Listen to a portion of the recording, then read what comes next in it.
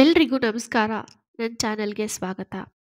ಇಂದು ನಾವು ಬೆಂಗಳೂರಿನ ಸಮೀಪದಲ್ಲಿರುವ ಅಪಾರ ಶಕ್ತಿ, ನಂಬಿಕೆ ಮತ್ತು ಭಕ್ತಿಯಿಂದ ಪ್ರಸಿದ್ಧವಾದ ಕಂಬಳಿಪುರದ ಶ್ರೀ ಕಾಟೇರಮ್ಮ ದೇವಸ್ಥಾನಕ್ಕೆ ಭೇಟಿ ಕೊಡ್ತಾ ಇದ್ದೀವಿ. ಈ ದೇವಸ್ಥಾನ ಕೇವಲ ಒಂದು ಪೂಜಾ ಸ್ಥಳವಲ್ಲ, ಇದು ಗ್ರಾಮ ದೇವತೆಯ ಶಕ್ತಿ, ಜನರ ನಂಬಿಕೆ, ಸಂಪ್ರದಾಯ ಮತ್ತು ಪುರಾಣಗಳ ಜೀವಂತ ಉದಾಹರಣೆ. ಈ ವಿಡಿಯೋದಲ್ಲಿ ನಾವು ತಿಳಿದುಕೊಳ್ಳಲಿರುವ ವಿಷಯಗಳು: ಕಾಟೇರಮ್ಮ ದೇವಿಯ ಮಹತ್ವ, ದೇವಾಲಯದ ಇತಿಹಾಸ, ಪೌರಾಣಿಕ ಕಥೆಗಳು, ವಿಶೇಷ ಪೂಜೆಗಳು ಮತ್ತು ಹಬ್ಬಗಳು, ಹರಕೆ ಮತ್ತು ನಂಬಿಕೆಗಳು, ದೇವಾಲಯಕ್ಕೆ ಹೋಗುವ ಮಾರ್ಗ. ಈ ವಿಡಿಯೋವನ್ನು ಸಂಪೂರ್ಣವಾಗಿ ನೋಡಿ, ಕೊನೆಯಲ್ಲಿ ನಿಮ್ಮ ಭಕ್ತಿಯ ಅನುಭವವನ್ನು ಕಮೆಂಟ್ನಲ್ಲಿ ಹಂಚಿಕೊಳ್ಳಿ. ಹಾಗೆ ನಮ್ಮ ಚಾನೆಲ್ ಸಬ್ಸ್ಕ್ರೈಬ್ ಕೂಡ ಮಾಡ್ಕೊಳ್ಳಿ. ಮೊದಲಿಗೆ ನಾವು ಕಾಟೇರಮ್ಮ ದೇವಸ್ಥಾನಕ್ಕೆ ಹೇಗೆ ಹೋಗಬಹುದು ಎಂದು ತಿಳಿದುಕೊಳ್ಳೋಣ. ಕಂಬಳಿಪುರದ ಕಾಟೇರಮ್ಮ ದೇವಸ್ಥಾನಕ್ಕೆ ಬೆಂಗಳೂರಿನಿಂದ ಸುಲಭವಾಗಿ ತಲುಪಬಹುದು. ಮೆಜೆಸ್ಟಿಕ್ನಿಂದ ನೇರ ಬಸ್ಗಳು ಲಭ್ಯವಿರುತ್ತವೆ. ಹಾಗೆ ಹೊಸಕೋಟೆಗೆ ಹೋಗುವ ಬಸ್ಗಳನ್ನು ಹಿಡಿದು ಹೊಸಕೋಟೆಯಿಂದ ಕಂಬಳಿಪುರಕ್ಕೆ ಬಸ್ನಲ್ಲಿ ಸಹ ಹೋಗಬಹುದು. ಹೊಸಕೋಟೆಯಿಂದ ಆಟೋಗಳು ಸಹ ನಮಗೆ ದೊರಕುತ್ತವೆ. ರಸ್ತೆಯುದ್ದಕ್ಕೂ ಹಸಿರು ಹೊಲಗಳು, ದ್ರಾಕ್ಷಿ ತೋಟಗಳು, ಬ್ರಾಕ್ಲಿ, ಹೂಕೋಸು, ಗುಲಾಬಿ ಗಿಡಗಳ ತೋಟಗಳು ಇವೆಲ್ಲವನ್ನು ನಾವು ಕಾಣಬಹುದು.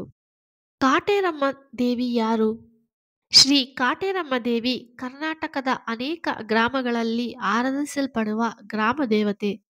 ಅಮ್ಮನನ್ನು ಶಕ್ತಿಯ ಸ್ವರೂಪ, ದುಷ್ಟಶಕ್ತಿಗಳನ್ನು ನಾಶ ಮಾಡುವ ದೇವತೆ, ಗ್ರಾಮವನ್ನು ರಕ್ಷಿಸುವ ತಾಯಿ ಎಂದು ಭಕ್ತರು ನಂಬುತ್ತಾರೆ. ಕಾಟೇರಮ್ಮ ದೇವಿಯನ್ನು ಪಾರ್ವತಿ ದೇವಿಯ ಒಂದು ರೂಪ ಕೂಡ ಹೇಳಲಾಗುತ್ತದೆ. ಗ್ರಾಮದ ಜನರ ಕಷ್ಟ ಸುಖಗಳಲ್ಲಿ ಅಮ್ಮ ಸದಾ ಜೊತೆಗಿರುತ್ತಾಳೆ ಎಂಬ ನಂಬಿಕೆ ಇದೆ. ಕಾಟೇರಮ್ಮ ದೇವಸ್ಥಾನದ ಪಾರ್ಕಿಂಗ್ ವ್ಯವಸ್ಥೆ ತುಂಬಾ ವಿಶಾಲವಾಗಿದ್ದು, ನೀವು ಖಾಸಗಿ ವಾಹನದಲ್ಲಿ ಸಹ ಹೋಗಬಹುದು. ಖಾಸಗಿ ವಾಹನಕ್ಕೆ ನೀವು 10 ರೂಪಾಯಿ ಟಿಕೆಟ್ ತೆಗೆದುಕೊಳ್ಳಬೇಕಾಗುತ್ತದೆ. ಕಂಬಳಿಪುರ ಕಾಟೇರಮ್ಮ ದೇವಾಲಯದ ಇತಿಹಾಸ. ಕಂಬಳಿಪುರ ಗ್ರಾಮ ಬೆಂಗಳೂರಿನ ಸಮೀಪದಲ್ಲಿರುವ ಪುರಾತನ ಗ್ರಾಮ. ಈ ದೇವಾಲಯವು ಹಲವು ಶತಮಾನಗಳ ಇತಿಹಾಸ ಹೊಂದಿದೆ ಎಂದು ಸ್ಥಳೀಯರು ಹೇಳುತ್ತಾರೆ. ಮೊದಲು ಅಮ್ಮನನ್ನು ಸರಳವಾದ ಕಲ್ಲಿನ ರೂಪದಲ್ಲಿ ಪೂಜಿಸಲಾಗುತ್ತಿತ್ತು. ಕಾಲಕ್ರಮೇಣ ಭಕ್ತರ ಸಂಖ್ಯೆಯು ಹೆಚ್ಚಾದಂತೆ ಇಂದಿನ ದೇವಾಲಯ ನಿರ್ಮಾಣವಾಯಿತು. ಈ ದೇವಾಲಯ ಗ್ರಾಮದ ಸಂಸ್ಕೃತಿ ಮತ್ತು ಆಧ್ಯಾತ್ಮಿಕ ಕೇಂದ್ರವಾಗಿ ಬೆಳೆದಿದೆ. ಪೌರಾಣಿಕ ಹಿನ್ನೆಲೆ ಮತ್ತು ಕಥೆಗಳು. ಪುರಾಣಗಳ ಪ್ರಕಾರ ಒಂದು ಕಾಲದಲ್ಲಿ ಈ ಪ್ರದೇಶದಲ್ಲಿ ದುಷ್ಟಶಕ್ತಿಗಳು ಮತ್ತು ರಾಕ್ಷಸರು ಜನರನ್ನು ಬಹಳ ಕಾಡುತ್ತಿದ್ದರು. ಜನರು ಭಯದಿಂದ ಜೀವನ ನಡೆಸುತ್ತಿದ್ದರು. ಆಗ ದೇವತೆಗಳು ಪ್ರಾರ್ಥನೆಗೆ ಸ್ಪಂದಿಸಿದ ಶಕ್ತಿದೇವಿ ಕಾಟೇರಮ್ಮ ರೂಪದಲ್ಲಿ ಅವತರಿಸಿದರು. ಅಮ್ಮ ದುಷ್ಟಶಕ್ತಿಗಳನ್ನು ಸಂಹರಿಸಿ ಗ್ರಾಮವನ್ನು ರಕ್ಷಿಸಿದರು. ಅಂದಿನಿಂದ ಈ ಪ್ರದೇಶದ ಜನರು ಕಾಟೇರಮ್ಮ ದೇವಿಯನ್ನು ತಮ್ಮ ರಕ್ಷಕ ದೇವತೆ ಎಂದು ಆರಾಧಿಸುತ್ತಿದ್ದಾರೆ. ಇನ್ನೊಂದು ಕಥೆಯ ಪ್ರಕಾರ, ಒಬ್ಬ ಭಕ್ತನ ಕನಸಿನಲ್ಲಿ ಅಮ್ಮ ಕಾಣಿಸಿಕೊಂಡು ಇಲ್ಲಿ ನನ್ನನ್ನು ಪ್ರತಿಷ್ಠಾಪಿಸು ಎಂದು ಆದೇಶ ನೀಡಿದರಂತೆ. ಆ ಸ್ಥಳದಲ್ಲೇ ಈ ಪವಿತ್ರ ದೇವಾಲಯ ನಿರ್ಮಾಣವಾಯಿತು. ಓಂ ಕೃಷಧರಿ ಮಹಾಚಂಡಿ ಮುಕ್ತಕೇಶಿ ವಲಿಪ್ರಿಯೆ ಕುಲಾಚಾರ ಪ್ರಸನ್ನಾಸ್ಯೆ ನಮಸ್ತೆ ಶಂಕರ ಪ್ರಿಯೆ ಘೋರದಂಸ್ಟ್ರೇ ಕೋಟರಾಕ್ಷಿ. ಓಂ ಕೃಷಧರಿ ಮಹಾಚಂಡಿ ಮುಕ್ತಕೇಶಿ ವಲಿಪ್ರಿಯೆ ಕುಲಾಚಾರ ಪ್ರಸನ್ನಾಸ್ಯೆ ನಮಸ್ತೆ ಶಂಕರ ಪ್ರಿಯೆ ಘೋರದಂಸ್ಟ್ರೇ ಕೋಟರಾಕ್ಷಿ. ಓಂ ಕೃಷಧರಿ ಮಹಾಚಂಡಿ ಮುಕ್ತಕೇಶಿ ವಲಿಪ್ರಿಯೆ ಕುಲಾಚಾರ ಪ್ರಸನ್ನಾಸ್ಯೆ ನಮಸ್ತೆ ಶಂಕರ ಪ್ರಿಯೆ ಘೋರದಂಸ್ಟ್ರೇ ಕೋಟರಾಕ್ಷಿ.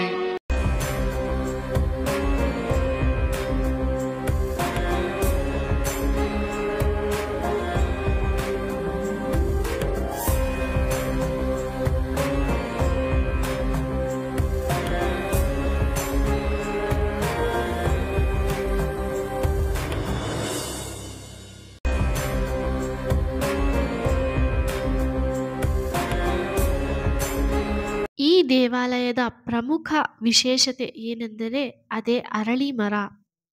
ಅರಳಿ ಮರದ ಪ್ರದಕ್ಷಿಣೆ ಹರಕೆ ಮಹತ್ವ. ಅರಳಿ ಮರದ ಸುತ್ತ ಪ್ರದಕ್ಷಿಣೆ ಹಾಕುವುದು, ದೇವಿಯ ಶಕ್ತಿಯನ್ನು ಸುತ್ತಿಕೊಂಡು ಆಶೀರ್ವಾದ ಪಡೆಯುವುದು. ಕಾಟೇರಮ್ಮ ದೇವಾಲಯದಲ್ಲಿ ಮಾಡುವ ಈ ಪ್ರದಕ್ಷಿಣೆಯನ್ನು ದೃಷ್ಟಿದೋಷ ನಿವಾರಣೆ, ದುಷ್ಟಶಕ್ತಿ ದೂರ ಮಾಡಲು, ಮನಸ್ಸಿನ ಭಾರ ಕಡಿಮೆಯಾಗಲು, ಹರಕೆ ತೀರಿಸಲು ಇದನ್ನು ಸಾಮಾನ್ಯವಾಗಿ ಮಾಡುತ್ತಾರೆ. 108 ಪ್ರದಕ್ಷಿಣೆಗಳ ಮಹತ್ವ. ಅರಳಿ ಮರದ ಸುತ್ತ 108 ಬಾರಿ ಪ್ರದಕ್ಷಿಣೆ ಹಾಕುವುದು ಪೂರ್ಣ ಶರಣಾಗತಿ ಮತ್ತು ದೃಢ ಸಂಕಲ್ಪದ ಸಂಕೇತ. ಅರಳಿ ಮರದ ಪ್ರದಕ್ಷಿಣೆ ಮಾಡುವ ವಿಧಾನ ಅಥವಾ ಹರಕೆ ತೀರಿಸುವ ವಿಧಾನವನ್ನು ನಾವು ನೋಡೋಣ. ಮೊದಲು ಕಾಟೇರಮ್ಮ ತಾಯಿಯ ದರ್ಶನ ಮಾಡಬೇಕು. ದೇವಸ್ಥಾನದಲ್ಲಿ ಮಂತ್ರ ಜಪಿಸಿ ಕೆಂಪು ಬಟ್ಟೆಯಲ್ಲಿ ಸುತ್ತಿದ ತೆಂಗಿನಕಾಯಿಗಳನ್ನು ನೀಡುತ್ತಾರೆ. ಅದನ್ನು ನಾವು ತೆಗೆದುಕೊಂಡು ಅರಳಿ ಮರದ ಬಳಿ ಬಂದು ಕೈಯಲ್ಲಿ ತೆಂಗಿನಕಾಯಿ ಹಿಡಿದುಕೊಳ್ಳಬೇಕು. ಮನಸ್ಸಿನಲ್ಲಿ ನಿಮ್ಮ ಸಮಸ್ಯೆ ಹೇಳಿ ಸಂಕಲ್ಪ ಮಾಡಿಕೊಳ್ಳಿ. 108 ಬಾರಿ ಅರಳಿ ಮರದ ಸುತ್ತ ಪ್ರದಕ್ಷಿಣೆ ಹಾಕಬೇಕು. ಬಲಗಡೆಯಿಂದ ಎಡಗಡೆಗೆ ಪ್ರದಕ್ಷಿಣೆ ಪ್ರಾರಂಭಿಸಿ. ಪ್ರತಿ ಸುತ್ತಿನಲ್ಲಿ ದೇವಸ್ಥಾನದಲ್ಲಿ ಕೊಟ್ಟಿರುವ ಚೀಟಿಯಲ್ಲಿ ಬರೆದಿರುವ ಮಂತ್ರವನ್ನು ಜಪಿಸಿ ಅಥವಾ ಜೈ ಕಾಟೇರಮ್ಮ ತಾಯಿ ಎಂದು ಜಪಿಸಬಹುದು. ಪ್ರದಕ್ಷಿಣೆ ಮುಗಿದ ನಂತರ ತೆಂಗಿನಕಾಯಿಯನ್ನು ದೇವಿಗೆ ಅರ್ಪಿಸಬೇಕು.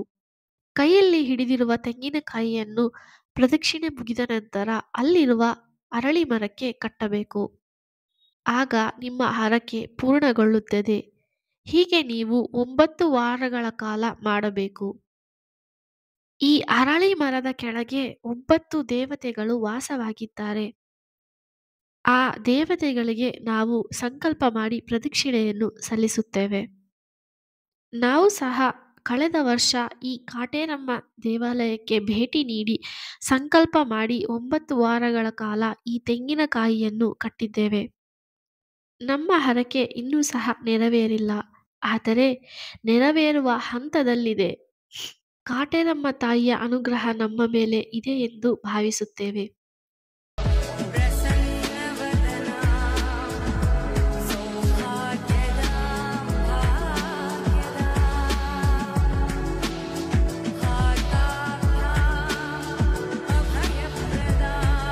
ಇಲ್ಲಿ ನಾವು ಸಾಕಷ್ಟು ಬೀಗಗಳನ್ನು ಕಾಣಬಹುದು.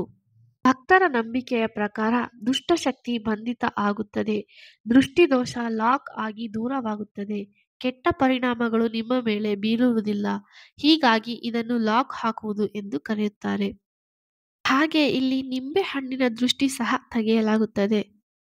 ಒಂದು ತಾಜಾ ನಿಂಬೆಕಾಯಿ ತೆಗೆದುಕೊಂಡು ದೃಷ್ಟಿ ಬಿದ್ದ ವ್ಯಕ್ತಿಯ ತಲೆಯ ಸುತ್ತ 3 ಅಥವಾ 7 ಬಾರಿ ಸುತ್ತಿ ನಂತರ ನಿಂಬೆಹಣ್ಣನ್ನು ಎಡಗಾಲಿನಿಂದ ತುಳಿಯಬೇಕು. ಇದನ್ನು ಇಲ್ಲಿರುವ ದೇವಸ್ಥಾನದ ಸಹಾಯಕರು ದೃಷ್ಟಿಯನ್ನು ತೆಗೆಯುತ್ತಾರೆ. ಇಲ್ಲಿ ನಡೆಯುವ ಇನ್ನೊಂದು ವಿಶೇಷತೆ ಏನೆಂದರೆ ಕೆಂಪು ಮೆಣಸಿನಕಾಯಿ ಹೋಮ. ಕಾಟೇರಮ್ಮ ದೇವಾಲಯದಲ್ಲಿ ಕೆಂಪು ಮೆಣಸಿನಕಾಯಿ ಹೋಮ ಎಂದರೆ ಏನು? ಕೆಂಪು ಮೆಣಸಿನಕಾಯಿ ಹೋಮ ದುಷ್ಟಶಕ್ತಿ, ದೃಷ್ಟಿದೋಷ, ನಕಾರಾತ್ಮಕ ಶಕ್ತಿ ಹಾಗೂ ಅಶಾಂತಿ ನಿವಾರಣೆಗೆ ಮಾಡುವ ಒಂದು ಅತ್ಯಂತ ಶಕ್ತಿಶಾಲಿ ಆಚರಣೆ. ಇದರ ವಿಶೇಷತೆ ಏನೆಂದರೆ ಕೆಂಪು ಮೆಣಸಿನಕಾಯಿಯನ್ನು ಹೋಮಕುಂಡದಲ್ಲಿ ಹಾಕಿ ಹೋಮವನ್ನು ಮಾಡಿದಾಗ ಕೆಂಪು ಮೆಣಸಿನಕಾಯಿ ಘಾಟ ಬರುವುದಿಲ್ಲ. ಅದೇ ಆ ದೇವಿಯ ಮಹತ್ವ. ಕಾಟೇರಮ್ಮ ದೇವಿ ಗ್ರಾಮ ರಕ್ಷಕ ಶಕ್ತಿ ದೇವತೆ ಆಗಿರುವುದರಿಂದ ಇಲ್ಲಿ ನಡೆಯುವ ಹೋಮಕ್ಕೆ ಅಪಾರ ಮಹತ್ವ ಮತ್ತು ಭಕ್ತರ ನಂಬಿಕೆ ಇದೆ. ಹೋಮ ಮಾಡುವ ವಿಧಾನ. ಮೊದಲು ಕಾಟೇರಮ್ಮ ತಾಯಿಯ ದರ್ಶನ, ಸಂಕಲ್ಪ ಮಾಡಿ ದೇವಿಯ ಮುಂದೆ ಪ್ರಾರ್ಥನೆ, ಹೋಮಕುಂಡದಲ್ಲಿ ಅಗ್ನಿ ಪ್ರಜ್ವಲನೆ, ಒಣ ಕೆಂಪು ಮೆಣಸಿನಕಾಯಿ ಅರ್ಪಣೆ, ಸ್ವಾಹ ಜಪದೊಂದಿಗೆ ಹೋಮದ ವೇಳೆ ತೀವ್ರ ಹೊಗೆ ಹೊರಬರುವುದು, ಕೊನೆಯಲ್ಲಿ ಆರತಿ ಮತ್ತು ಪ್ರಸಾದ. ಹೋಮ ಮುಗಿದ ನಂತರ ಭಕ್ತರು ದೇವಾಲಯದ ಸುತ್ತ ಪ್ರದಕ್ಷಿಣೆ ಮಾಡಿ ಅಮ್ಮನಿಗೆ ಕೃತಜ್ಞತೆ ಸಲ್ಲಿಸುತ್ತಾರೆ. ಪ್ರತಿ ವರ್ಷ ಕಂಬಳಿಪುರ ಕಾಟೇರಮ್ಮ ದೇವಾಲಯದಲ್ಲಿ ವಿಶಾಲವಾದ ಜಾತ್ರೆ ನಡೆಯುತ್ತದೆ. ಈ ಸಮಯದಲ್ಲಿ ವಿಶೇಷ ಅಲಂಕಾರ, ಹೋಮ ಹವನ, ಉತ್ಸವ ಮೂರ್ತಿ ಮೆರವಣಿಗೆ ನಡೆಯುತ್ತದೆ. ಇದನ್ನು ಕಣ್ತುಂಬಿಕೊಳ್ಳಲು ಸಾವಿರಾರು ಭಕ್ತರು ಭೇಟಿ ನೀಡುತ್ತಾರೆ.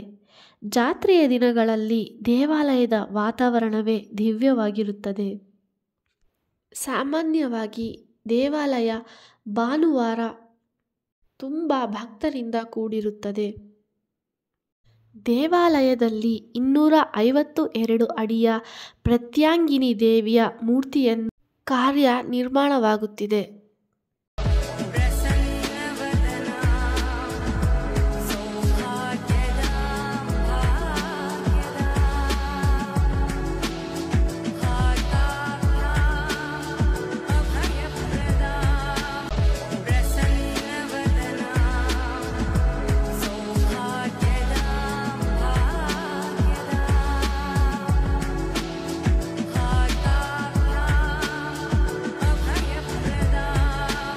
ओम कृशधरी महाचंडी मुक्तकेशी वलिप्रिये कुलाचार प्रसन्नास्ये नमस्ते शंकर प्रिये घोरदंष्ट्रे कोटराक्षी। ओम कृशधरी महाचंडी मुक्तकेशी वलिप्रिये कुलाचार प्रसन्नास्ये नमस्ते शंकर प्रिये घोरदंष्ट्रे कोटराक्षी।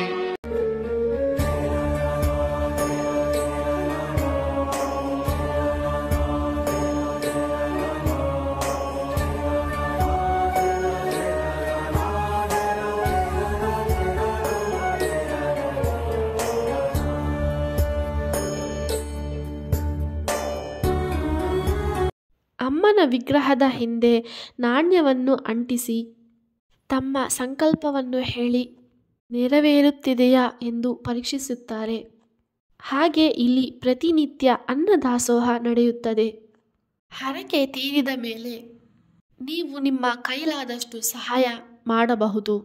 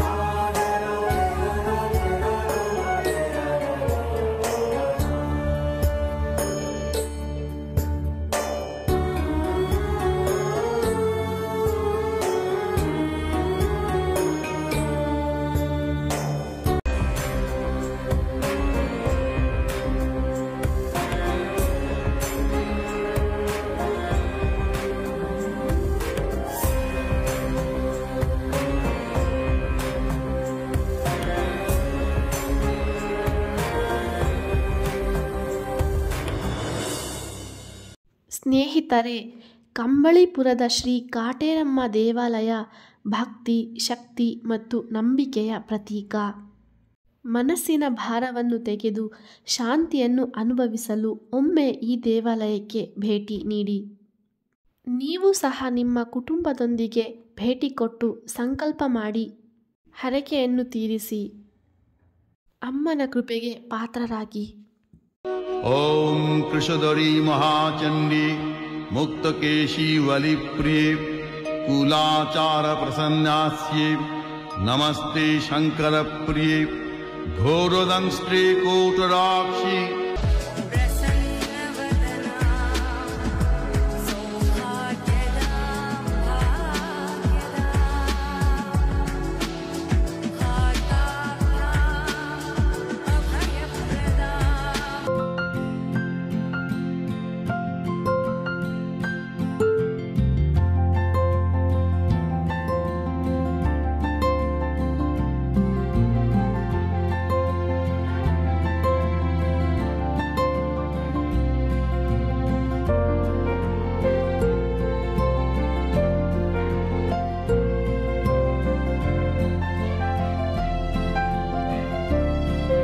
ನಿಮಗೆ ಈ ಮಾಹಿತಿ ಇಷ್ಟವಾಗಿದ್ದಲ್ಲಿ ನಮ್ಮ ಚಾನೆಲ್ನ ಸಬ್ಸ್ಕ್ರೈಬ್ ಮಾಡಿಕೊಳ್ಳಿ ಮತ್ತು ನಿಮ್ಮ ಅನುಭವವನ್ನು ಕಮೆಂಟ್ನಲ್ಲಿ ಹಂಚಿಕೊಳ್ಳಿ. ಮತ್ತೆ ಮುಂದಿನ ಸೋಮವಾರ ಇನ್ನೊಂದು ಕ್ಷೇತ್ರದ ಮಾಹಿತಿಯೊಂದಿಗೆ ಮತ್ತೆ ಸಿಗೋಣ. ಜೈ ಕಾಟೇರಮ್ಮ ತಾಯಿ.